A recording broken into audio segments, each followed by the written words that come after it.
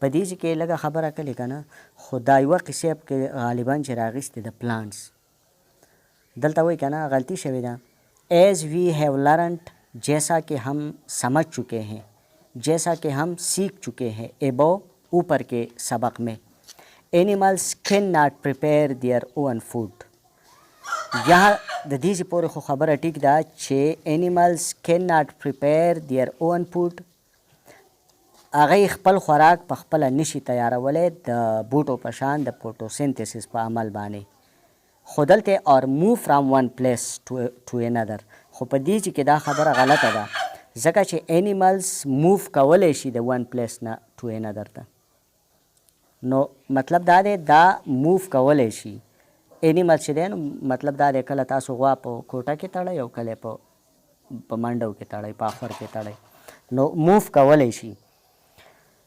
بیا پسې مخکې وایي که نه اینیملز کم اینډ ډفرنٹ شیپس زناور په مختلفو شکلونو کې راځي لکه مختلفو شکلونو نه مطلب دا دی اوس میخه چې ده د هغه شیپ بدل دی ګوټ بکري هغه په بدل شکل کې ده دغه شانې کیټس دي یا مطلب دا دی ریپټایلز دي اکویټکس دي نو دا ټول په بدل بدل شکلونو کې راځي نو دلته دا ځکه وایي که نه چې اینیملز کم اینڈ ڈفرینٹ شیپس جانوروں کے مختلف اشکال ہوتی ہے اینڈ سائزز اور جسامتیں زناورو چې دی مختلف شکلونه او مختلف جسامتونه لکه مطلب دا دی چې ځینې غټ زناور وي ځینې واړه زناور وي اوس ګوره پیشوګی وړوکی دی او دغه چې دی نو میخه غټه ده دغه شانې نور هم شکلونه او ورسره چې دی د دې جسامتونو کې هم فرق وي ځینې واړه وي ځینې غټ وي The two main groups of animals are vertebrates and invertebrates. د زناورو دوه غټ ګروپونه چې دي نو هغه یو فقاریا دی یو غیر فقاریا دی ورټیبریټس هغه زناورو ته ویلی شي کم چې بیک بون لري دا کم اډوکی چې دی د ملا د بند کم اډوکی چې دی دا لري دې ته ورټیبریټس ویلی شي انورټیبریټس هغه زناورو ته ویلی شي چې هغه د ملا اډوکی بیک بون نه لري نو دا بیا د اگزامپلز په طور باندې مخکې سبق کې را روان دي خو مطلب دا دی چې ورټیبریټس کم اگزامپلز دي کم مثالونه دي د انورټیبریټس کم اگزامپلز دي نو هغه به بیا په مخکې سبق کې راځي په دې بل پیج باندې اوس د دې ځای پورې چې دی نو ته ځان پوهه کړه اینیملز ټاپک دی جانور ایز وی ہیو لرنڈ ابو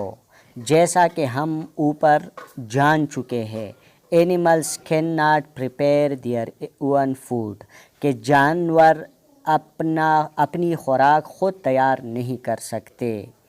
آر موو فرام ون پلیس ټو انادر په دې کې چې دی نو دا خبره غلطه کړې ده موو کولی شي an animal can move from one place to another place animals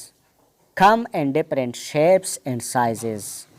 जानवरों की मुख्तलिफ शक्लें और जुसामतें होती हैं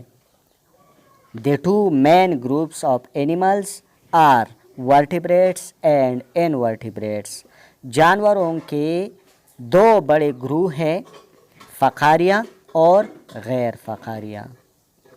پوه شوې پې دا به راته ته وویله په پښتو کې به راته مطلب ووایې وایه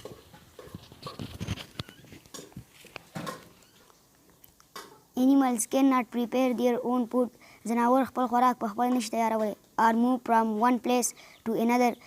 د یو ځای نه بل ځای ته حرکت شي کولی animals come in different shape زناور په مختلف شکلونو کې راځي and sizes او په جسامتونو کې the two main groups of animals دوه غټ ګروپونه د زناورو are vertebrates فقاري زناور and invertebrates او غیر فقاري زناور زبردست